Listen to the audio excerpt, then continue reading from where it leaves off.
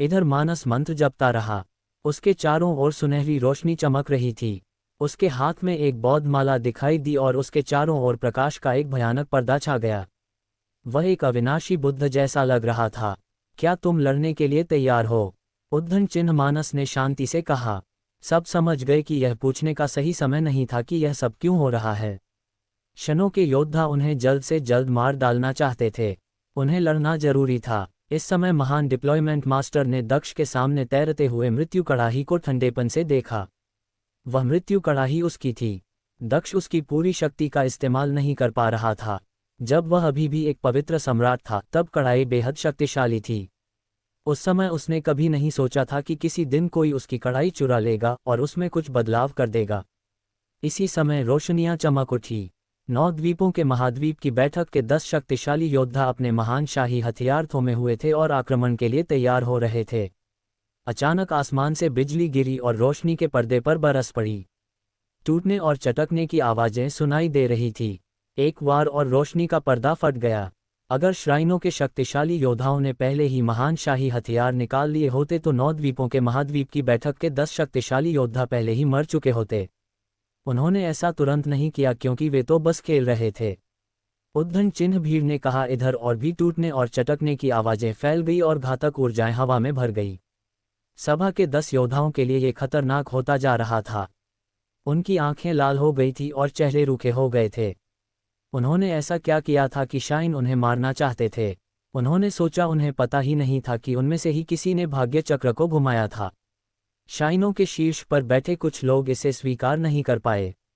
इसलिए वे उन लोगों को मारना चाहते थे ताकि यह सुनिश्चित हो सके कि जिसने भाग्य चक्र को घुमाया था वह मारा जाए। दरअसल सभी शाइन पहले ही इतनी दूर जा चुके थे कि उन्हें क्रूरता करने में कोई आपत्ति नहीं थी, भले ही इसके लिए उन्हें प्रतिभाशाली लोगों को मारना पड़े। भाग्य चक्र केवल एक शाइन को प्रभावित नहीं कर रहा था, ये सभी शाइनों को प्रभावित कर रहा था। इसलिए उन्हें उपाय करने पड़े। इसलिए विनाश ही एकमात्र उपाय था। उनमें से कोई भी नहीं बच सकता था। उन्हें नहीं पता था कि भाग्य चक्र किसके कारण घूमा था। वे केवल अनुमान लगा सकते थे कि सभा के शीर्ष 10 योद्धाओं में से किसी एक के कारण भाग्य चक्र घूमा था और संभवतः शीर्ष 5 में से किसी एक के कारण। इधर दानव श्राइन से एक भयानक रूप से शक्तिशाली योद्धा किसी दानव राजा की तरह ठंडा और विरक्त दिख रहा था। वह जमीन को घूर रहा था और सोच रहा था प्राचीन काल में क्योंकि भाग्य चक्र घूमा था इसलिए फॉर्चून श्राइन बहुत अधिक शक्तिशाली हो गया था। बाकी सभी शाइन खतरे में थे, इसलिए उन्होंने हाथ मिला लिया और एक भयानक युद्ध हुआ जिसने पूरे महाद्वीप को हिलाकर रख दिया। कोई भी जगह नहीं बची। उस समय फॉर्चून श्राइन पर अंततः अत्याचार किया गया। उसके बाद फॉर्चून श्राइन बहुत लंबे समय तक गुप्त रहा। ऐसा दोबारा नहीं होने दिया जा सकता। उद्दंड चिन्ह लोगों ने इतिहास से सीखा। वह भयानक युद्ध कई शक्तिशाली लोगों की स्मृतियों में प्रतीकात्मक रूप से अंकित है। ये प्राचीन काल में हुआ था और उसके बाद शाइन जिनमें फॉर्चून श्राइन भी शामिल था कमजोर हो गए थे। वे कई वर्षों तक अस्तित्व में रहे लेकिन अब उनके लिए वह समृद्ध युग नहीं रहा। हालांकि कई साल बीत चुके थे और पुराने जमाने बहुत पीछे छूट गए थे। शाइन भी एक बार फिर से थोड़े ज्यादा प्रसिद्ध होने लगे थे। यह एक नया युग था। कुछ नए भयानक योद्धा उभरे थे। हालांकि 1000 साल पहले भाग्य चक्र घूम गया था। हालांकि कुछ खास नहीं हुआ था। शाइनों ने फॉर्चून शाइन से इसके बारे में पूछा था और उन्हें कुछ भी अजीब नहीं लगा था। अब 1000 साल बाद भाग्य चक्र फिर से घूम गया था और 9 द्वीपों के महाद्वीप की बैठक आयोजित करने की बारी फिर से फॉर्चून शाइन की थी। इसलिए फॉर्चून शाइन ने महान भाग्य तकनीक का उपयोग करने का निर्णय लिया। भाग्य चक्र घूमने से बाकी शाइन शांत नहीं रह सके। यही इस युद्ध का कारण था।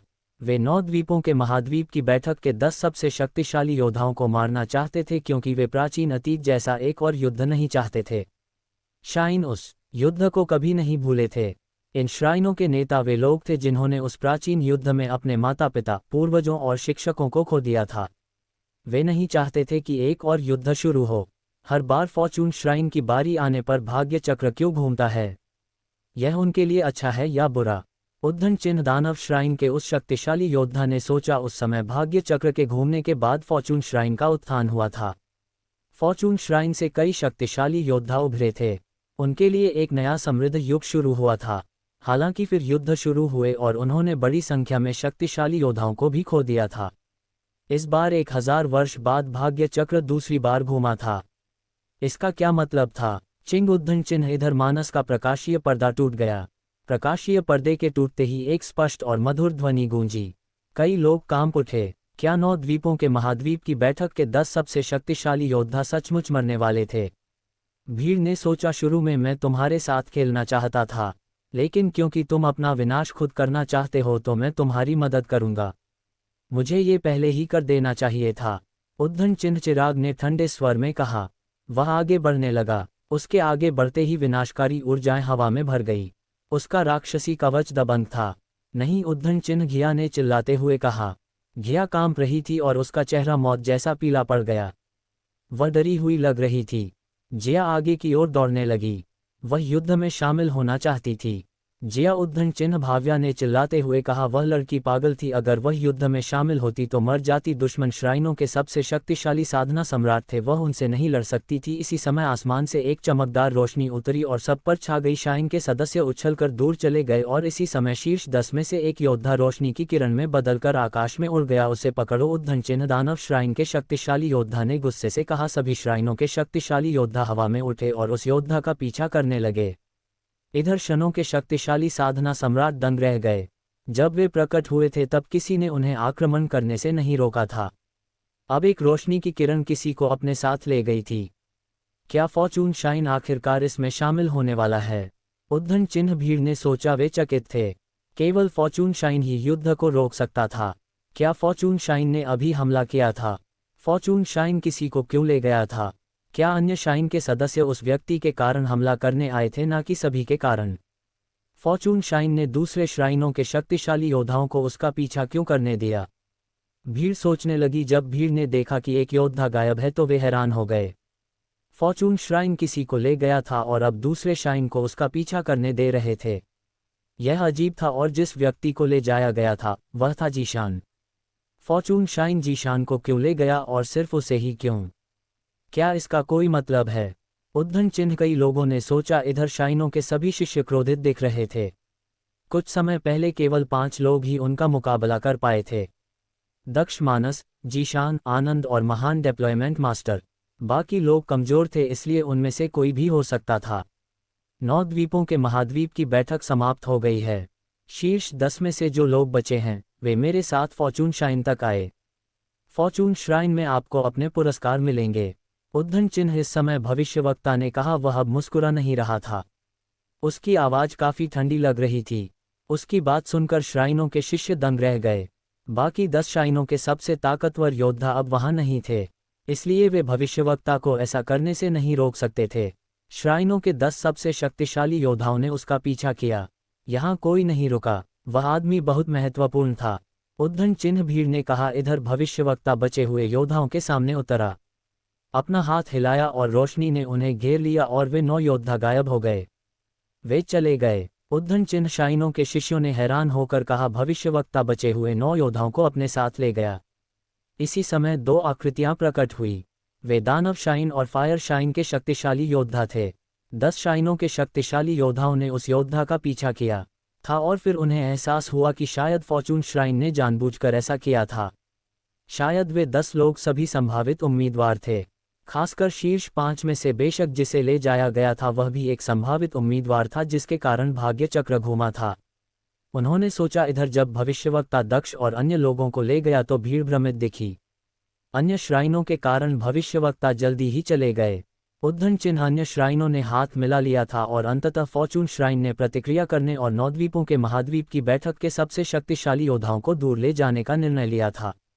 इसके साथ ही 9 द्वीपों के महाद्वीप की बैठक का आधिकारिक रूप से अंत हो गया। इसके बाद सब कुछ पर्दे के पीछे होने वाला था। इस समय आदि की आंखें चमक रही थी। उसे भी समझ नहीं आ रहा था कि क्या हो रहा है। इधर हिमवंश के सदस्य स्तब्ध रह गए। देवांश ने अपनी मुट्ठियां भी ली। उसके सामने खड़ा युवक उदासीनता से मुस्कुराया और बोला, दिलचस्प उदाहरण चिन्ह। इधर दोनों श्राइनों के 2 शक्तिशाली योद्धा जो अभी अभी प्रकट हुए थे फिर से गायब हो गए। उनके जाने के बाद फॉर्चून श्राइन के कुछ सदस्य वहां स्थिति को सुझाने के लिए प्रकट हुए। वे शीर्ष 50 योद्धाओं को फॉर्चून श्राइन ले गए ताकि वे सदस्य बन सकें। साथ ही शीर्ष 100 योद्धा भी डिवाइन फायर सिटी के भीतरी भाग में स्वतंत्र रूप से आ जा सकेंगे। इसके बाद लोग धीरे धीरे वहां से चले गए, उनके कदम भारी और मनोउदास। एक अजीब सा सन्नाटा छा गया, मानो हवा में अनकही सवालों की गूंज बाकी थी। डिवाइन फायर सिटी के लोग भी धीरे धीरे लौटने लगे, उनके चेहरों पर निराशा और आश्चर्य की मिलीजुली भावनाएं थी। भीड़ भ्रमित और चकित थी, उनके दिलों में एक खालीपन सा महसूस हो रहा था। 9 द्वीपों के महाद्वीप की बैठक समाप्त हो गई थी, लेकिन उनके मन में एक बेचैनी थी। उन्हें लग रहा था कि चीजें उस तरह समाप्त नहीं हुई जैसी होनी चाहिए थी। उनके दिमाग में उन महान युद्धों की गूंज अब भी थी जो कभी उनके गौरव का प्रतीक थे, पर अब केवल यादों में बाकी थे। देखने वाले धीरे धीरे चले गए, उनके कंधे झुके हुए, मानो वे अपने साथ उन अनुचित सवालों का बोझ ले जा रहे हो।